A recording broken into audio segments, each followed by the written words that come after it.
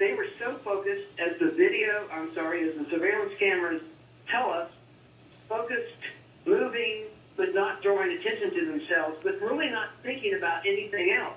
And it just tells me that they did have a level of proficiency, but you're not talking about two guys that really have ever done this before.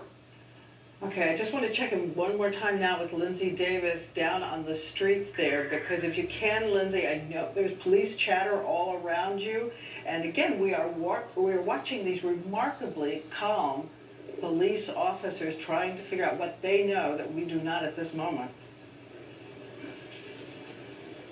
Right, they are remarkably calm, and I've been trying to follow the helicopter, which keeps circling to see if it's loitering in a particular area, but it keeps making large circles around here. The other thing to note is that that ambulance hasn't moved. The ambulance still pretty close to the edge of the perimeter where we are. I believe you can see that straight ahead. And then just to the left and to the right, you could see dozens of people who are just out on the street. Again, they had just been told only minutes earlier that they were able to come out on the street, but just to remain extremely vigilant, and they started coming out on the street, and now they're all witnessing it. And I think that the thing that struck me was that they heard that gunfire, and they started to applaud and said, "Go get him," and were cheering on the armored vehicles as they sped down the street. And we are looking at a team of ATF officers now walking, moving in as well.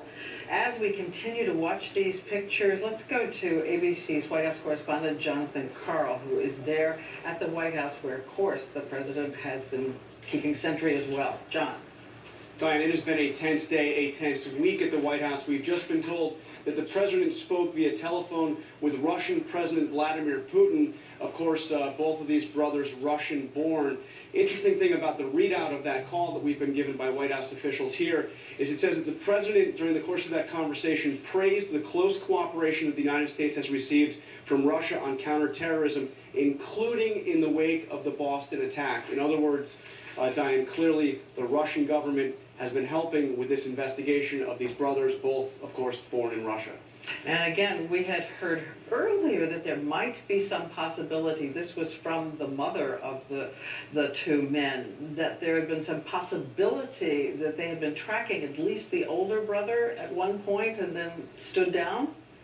We have heard that, but I've got to tell you, in terms of the information flow coming out of the White House, very much leaving this up to the FBI and up to the officials on the ground here. You know, we've been wondering, are we going to hear from the president on this, for instance, and the guy